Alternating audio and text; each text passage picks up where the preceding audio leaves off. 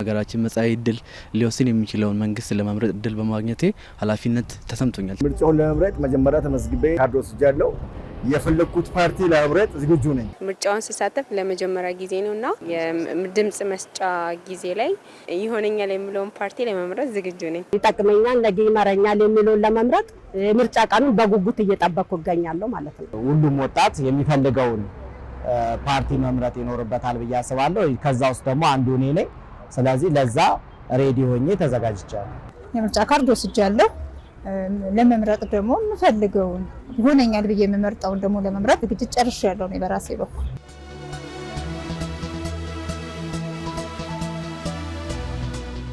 የመጀመሪያ ጊዜ ነው ይሄ 7ኛው ናሽናል ምርጫ ማለት ነው። ይጠቅመኛል ይበጀኛል ለሚለው ፓርቲ ለመምረጥም ዝግጁ ነኝ። በጣም የዜግነታችንን ግዴታ መውጣት ስላለብኝ ለመሳተፍ ኦሬዲ ካርድ ወስደናል። እንደወሰድነው ያው ለምርጫ መሳተፍ አለብን። የዘንድሮ ምርጫ የመጀመሪያ ምርጫዬ ነው የሚሆነው። ካርዴን ወስጃለሁ። ለመምረጥ ዝግጁ ነኝ። ደስ ብሎኛል። በአካባቢ በሚገኝ ምርጫ ጣቢያ ምርጫዬን አደርጋለሁ ማለት ነው።